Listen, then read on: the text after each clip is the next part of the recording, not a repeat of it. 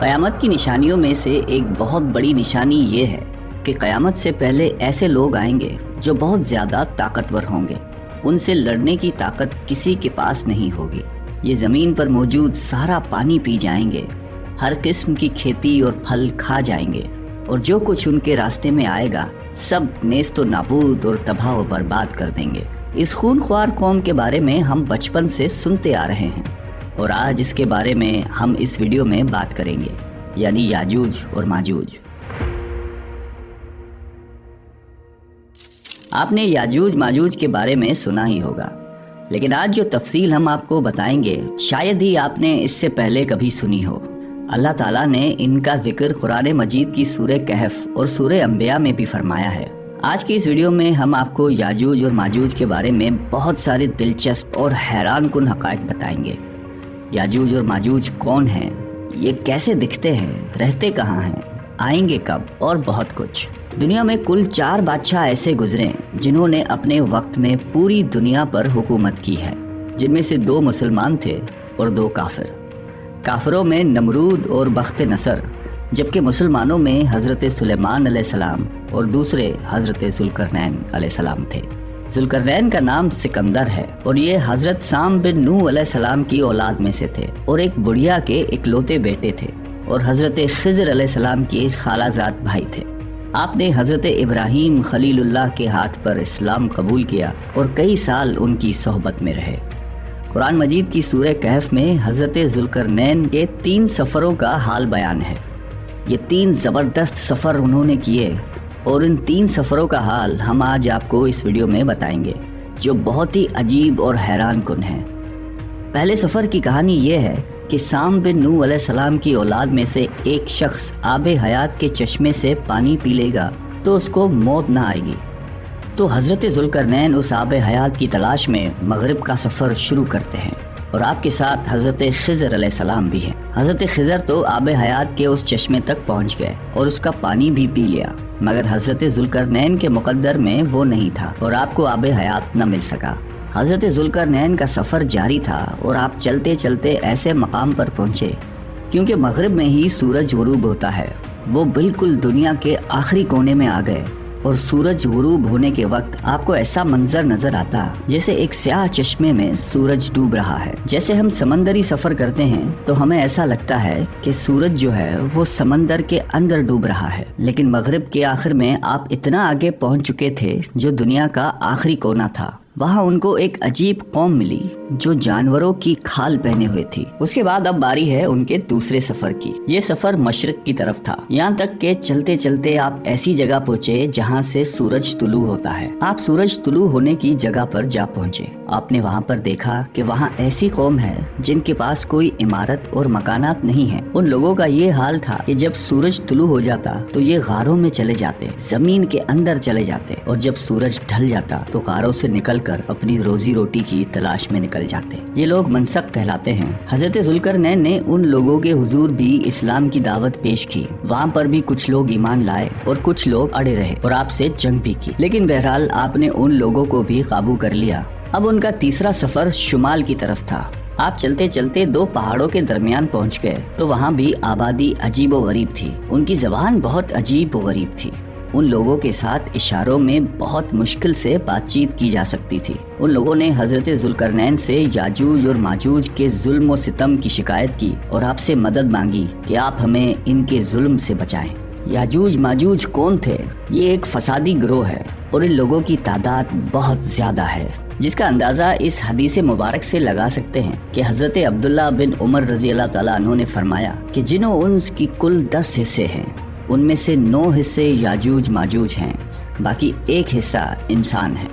اب ذرا غور کریں کہ اس وقت دنیا میں 7 بلین انسان، 7 ارب لوگ رہتے ہیں، تو اس حساب سے تقریباً 70 بلین یاجوج ماجوج ہو سکتے ہیں، اور ان کی تعداد بڑھ رہی ہے. اور جس وقت یاجوج ماجوج آئیں گے نہ جانے اس وقت دنیا میں کتنے لوگ ہوں گے. ان میں مرد بھی ہوتے ہیں اور عورتیں بھی ہوتی ہیں، اور ان کے 3 گروہ ہیں، ایک تعوین، دوسرا تاریز اور تیسرا منسک. اور ان میں جو بھی مرتا ہے تقریباً 1000 یا اس سے زائد اولاد چھوڑ کر مرتا ہے. یہ لوگ بہت خونخوار اور بہت وحشی اور جنگلی ہیں اور جانوروں کی طرح ہی رہتے ہیں. اور جو بہار کے موسم میں یہ لوگ اپنے گھروں سے نکلتے ہیں تو تمام کھیتیاں اور سبزیاں کھا جاتے ہیں اور خشک چیزوں کو لاد کر لے جاتے ہیں۔ جنگلی جانوروں یہاں تک کہ سانپ، بچھو، گرگٹ سب کچھ چھوٹے بڑے جانوروں کو کھا جاتے ہیں۔ جب حضرت ذوالقرنین سے لوگوں نے فریاد کی کہ آپ ہمیں یاجوج ماجوج کے ان ظلم و ستم سے بچائیے، اس کے بدلے میں آپ جو کہیں گے ہم آپ کو دیں گے۔ حضرت ذوالقرنین نے کہا کہ میرے پاس اللہ کا دیا بہت کچھ ہے، مجھے کسی چیز کی ضرورت نہیں ہے، مگر تم اپنی جسمانی محنت کے ذریعے میری مدد کرو۔ آپ نے کمال کیا کہ ان دونوں پہاڑوں کے درمیان آپ نے بہت بڑی گہری بنیاد کھدوائی۔ اس کی گہرائی اتنی گہری تھی کہ اس میں سے پانی نکل آیا، اور پھر اس کے بعد آپ نے اس میں پگھلائے ہوئے تانبے کے پتھر جمائے اور لوہے کے تخت نیچے اوپر لگا کر ان کے درمیان لکڑی اور کوئلہ بھی بھروا دیا۔ اسی طرح ایک بہت ہی مضبوط دیوار بنا دی گئی۔ آج کے زمانے میں جس کو ہم کنکریٹ کی دیوار کہتے ہیں، یہ اس سے بھی زیادہ مضبوط دیوار ہے۔ اب ہوا کیا کہ یاجوج ماجوج دیوار کی ایک طرف اور یہ قوم دیوار کی دوسری طرف ہے۔ اب حدیث پاک میں ہے کہ یاجوج ماجوج روزانہ اس دیوار کو توڑ دیتے ہیں، مگر دن بھر جب محنت کرنے کے بعد اس کو توڑنے کے قریب پہنچ جاتے ہیں تو ان میں سے ایک کہتا ہے کہ چلو باقی کل توڑیں گے، لیکن اللہ کی شان کہ دوسرے دن وہ دیوار اس سے زیادہ مضبوط ہو جاتی ہے اور اپنی اصل شکل میں آ جاتی ہے۔ پھر اگلے دن جب دیوار توڑنے کا وقت آتا ہے تو پھر کوئی کہتا ہے کہ چلو باقی کل توڑ لیں گے، دوسرے دن پھر ایسا ہوتا ہے، تیسرے دن پھر ایسا ہوتا ہے، مگر ایک دن آئے گا جب اللہ کی رضا ہوگی کہ قیامت سے پہلے یہ باہر نکلیں گے، تو انہی میں سے کوئی شخص کہے گا کہ انشاءاللہ کل اس دیوار کو توڑیں گے۔ تو پھر جب وہ دوسرے دن آئیں گے تو انشاءاللہ کی برکت ظاہر ہوگی اور پھر یہ دیوار ٹوٹ جائے گی۔ نبی اکرم صلی اللہ علیہ وآلہ وسلم کا مفہوم ہے قیامت قائم نہ ہوگی جب تک یاجوج ماجوج نہ آ جائیں۔ یہاں آپ کو بتاتے چلیں کہ یاجوج ماجوج کے نکلنے سے پہلے دنیا کن چیزوں سے محروم ہو جائے گی۔ حضرت ابن عباس رضی اللہ تعالیٰ عنہ نے فرمایا کہ اللہ تعالیٰ نے 5 نہروں کو جنت سے جاری فرمایا۔ یہ 5 دریا ایک ہی چشمے سے جاری ہوئے ہیں۔ اللہ تعالیٰ نے حضرت جبرائیل علیہ السلام کے ذریعے جنت کے اس چشمے کو پہاڑوں کے اندر امانت رکھ دیا اور پہاڑوں سے نہروں کو زمین پر جاری فرما دیا ہے، جس سے لوگ طرح طرح کے فوائد حاصل کرتے ہیں۔ جب یاجوج ماجوج کے نکلنے کا وقت ہوگا تو اللہ تعالیٰ جبرائیل علیہ السلام کو زمین پر بھیجیں گے اور وہ 6 چیزوں کو زمین سے اٹھا کر لے جائیں گے۔ وہ چیزیں کون سی ہوں گی؟ دنیا سے قرآن پاک اٹھا لیا جائے گا، سارا علم بھی اٹھا لیا جائے گا، حجرہ اسود بھی اٹھا لیا جائے گا، مقام ابراہیم بھی اٹھا لیا جائے گا، حضرت موسیٰ علیہ السلام کا تابوت، اور ہم نے جو ان 5 نہروں کا ذکر کیا ہے یہ بھی گویا واپس اٹھائی جائیں گی۔ یہ چیزیں جب اس دنیا سے اٹھا لی جائیں گی تو دنیا اور دین کی برکت روئے زمین سے اٹھ جائے گی اور لوگ ان برکتوں سے بالکل محروم ہو جائیں گے۔ کیسا دور ہوگا ذرا سوچئے۔ اب ہو سکتا ہے کسی کے ذہن میں سوال آئے یاجوج ماجوج دیکھنے میں کیسے ہے، ان کا چہرہ کیسا ہوگا، آنکھیں اور بال کیسی ہوں گی؟ تو ان کا جواب یہ ہے کہ حدیث پاک میں یاجوج اور ماجوج کے بارے میں آیا ہے کہ وہ چوڑے چہرے والے، چوڑی آنکھوں والے اور موٹے بالوں والے ہوں گے۔ یاجوج ماجوج کا ظہور اس وقت ہوگا جب حضرت عیسیٰ علیہ السلام دجال کو قتل کر چکے ہوں گے۔ قتل دجال کے بعد حضرت عیسیٰ علیہ السلام کو حکم الہی ہوگا کہ مسلمانوں کو کوہ طور پر لے جائیں، اور اس لیے کہ کچھ ایسے لوگ اب ظاہر ہونے والے ہیں جن سے لڑنے کی کسی میں طاقت نہیں ہوگی۔ پھر یاجوج ماجوج کا ظہور ہوگا۔ یاجوج ماجوج کے نکلنے پر دنیا میں عجیب و غریب فساد برپا ہو جائے گا۔ ان کی آمد نہایت خطرناک ہوگی، اس قدر زیادہ ہوں گے کہ ان کا پہلا گروہ جب بحریہ تبریہ سے گزرے گا تو سمندر کا پورا پانی پی کر اس کو سکھا دیں گے۔ جب وہ دوسرا گروہ آئے گا تو وہ حیران ہو کر چلے گا کہ یہاں تو کبھی پانی تھا ہی نہیں، بلکہ پانی سارا ختم ہو جائے گا، اتنا بڑا لشکر ہوگا۔ یہ لوگ دنیا میں فساد، قتل و غارت سے فارغ ہو جائیں گے۔ مسلمان تو کوہ طور پر حضرت عیسیٰ علیہ السلام کے ساتھ ہوں گے، تو یہ کہیں گے کہ زمین والوں کو تو قتل کر لیا، اب آؤ آسمان والوں کو قتل کریں۔ خدا کی قدرت دیکھیں، پھر آسمان سے جب نیچے گریں گے تو ان پر خور لگا ہوگا۔ یہ اپنی انہی حرکتوں میں مشغول ہوں گے اور وہاں پہاڑ پر حضرت عیسیٰ علیہ السلام اپنے ساتھیوں سمیت موجود ہوں گے۔ اس وقت حضرت عیسیٰ علیہ السلام اپنے ساتھیوں کے ساتھ مل کر دعا فرمائیں گے کہ اللہ تعالیٰ یاجوج ماجوج کے گردنوں میں ایک قسم کا کیڑا پیدا فرمائے اور وہ سب کے سب یکدم مر جائیں گے، اور ان کے مرنے کے بعد حضرت عیسیٰ علیہ السلام پہاڑ سے اتر آئیں گے اور دیکھیں گے کہ تمام زمین ان کی لاشوں سے بھری پڑی ہے، یعنی اتنی زمین پر لاشیں ہوں گی کہ زمین پر پیر رکھنے کی جگہ باقی نہ ہوگی اور بہت بدبو ہوگی۔ اب اتنے لوگوں کو کہاں اور کیسے دفنایا جائے؟ اللہ تعالیٰ کی شان دیکھیں کہ حضرت عیسیٰ علیہ السلام کی دعا کی برکت سے اللہ تعالیٰ کچھ ایسے پرندے بھیجیں گے جن کی گردن اونٹ جتنی ہوگی، وہ یاجوج ماجوج کے ان جسموں کو اٹھا کر لے جائیں گے۔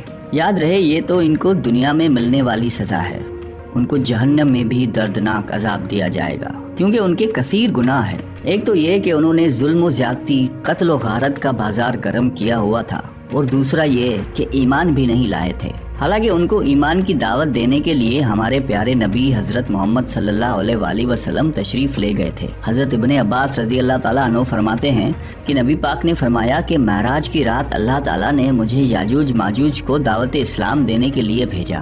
نبی پاک فرماتے ہیں کہ میں ان کے پاس گیا، میں نے ان کو اللہ تعالیٰ کی طرف بلایا، انہیں عبادت کی دعوت دی، مگر انہوں نے میری دعوت کو جھٹلا کر انکار کر دیا۔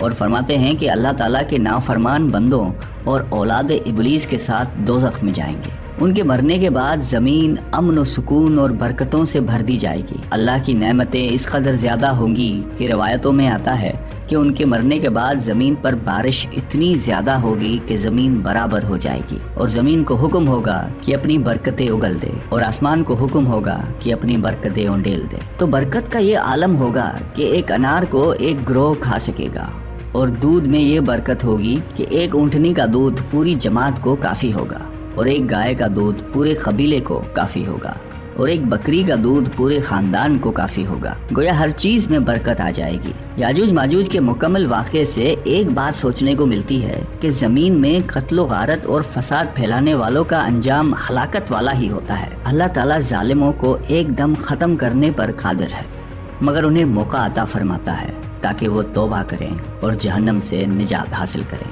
اللہ تعالیٰ سے دعا ہے کہ اللہ تعالیٰ ہم سب کو قلب سلیم عطا فرمائے اور قرآن و حدیث پہ عمل کرنے کی توفیق عطا فرمائے۔ آمین۔